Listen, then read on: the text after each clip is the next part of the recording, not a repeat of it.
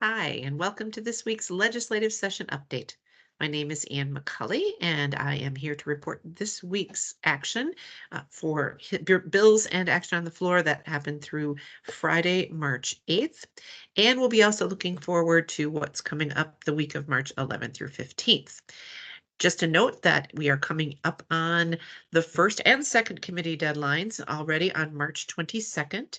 And those deadlines mean that bills that were introduced this session or previous session have to have action in both the House and Senate committees to which they were referred by March 22nd in order to keep moving. And this is specific to policy and technical bills. So the pace is likely to pick up here in the next couple of weeks. Budget bills or financial bills will have a little bit more time to be heard into April. But first, let's take a look at what took place last week. And there were 3 bills that had hearings. First of all, in the Senate Tax Committee, the bill Senate File 3473, carried by Senator Kunish. This was a bill that will create an educator expense income tax credit at the state level to help offset costs that teachers make out of their own pockets. There's currently a federal bill to that purpose, but this would be a state refundable tax credit. And the difference is it would also expand to pre-K age teachers in schools, but also in other licensed childcare or Head Start settings. So we would see the benefit of that for our provider community. The next is House File 4406, carried by Representative Clardy. This was heard in the Children and Families Committee in the House, and this is a bill that would expand the current READ Act. The READ Act right now is a literacy program for K through 12. And once again, this would be an effort to expand that to recognize that those same literacy programs and trainings and supports for the teachers for our younger children would also be beneficial. And finally, House File 4425, carried by Representative Hemmingson Yeager. This is a bill that would create restrictions on condo associations or homeowners associations from basically saying that an owner of a home or a condo would prohibit them from not being able basically to have a family childcare or group family childcare license. So those were 3 bills that were heard last week. Looking ahead to the week of March 11th, there are a few more bills because of that impending timeline or deadline. First, the House Children and Families Committee will be hearing a number of bills this week. They will start Tuesday with a presentation on the transition to the new Department of Children, Youth and Families. So if you're interested in hearing more about how that work is going, you can tune in to the Children and Families Committee at 8:30 on Tuesday. They will be taking up House File 3721, carried by Representative Coulter.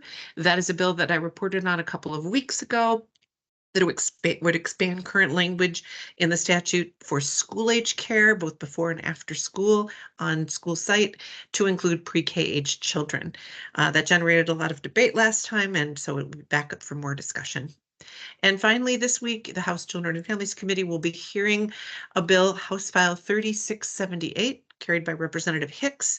And this is for the diaper distribution grant program, which was passed last year, but it would allow for more administrative costs to be covered, moving from 4% to 10% of the funds to be used administratively.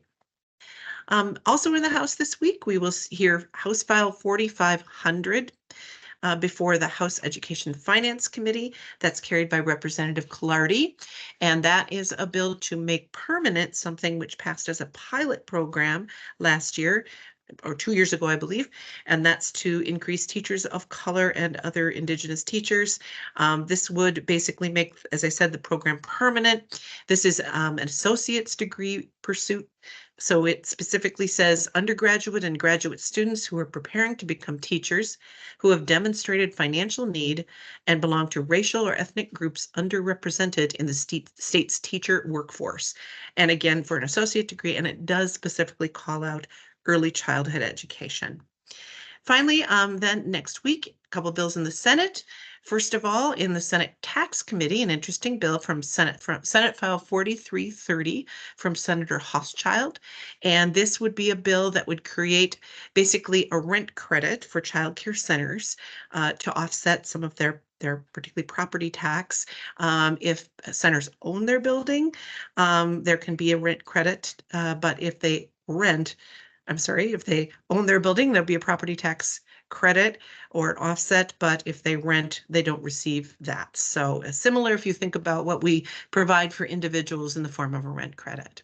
And that's getting a hearing in the Senate Tax Committee. And then finally, in the Senate Health and Human Services Committee, there'll be several bills that deal with either technical changes or proposed policy changes. I'm just going to list them all here. Senate File 2437, carried by Senator Wickland. Senate File 4618, carried by Senator Bolden. And Senate File 4665, carried by Senator Mann, and either dealing with child care assistance or the Office of Inspector General, which is our child care licensing. These are all bills related to those topics, and I will report more on them next week. So that's it for now. Please, again, come to our website, take a look at our bill tracker. All the bills that I just listed are on there, as well as anything else that's been introduced. And you can read there about action that's been taken, and also hot link to the actual legislation so you can take a read if you're interested. And please let us know how these video updates are going for you. We are enjoying doing them for you.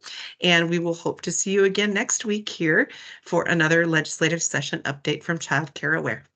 Thanks so much for joining us.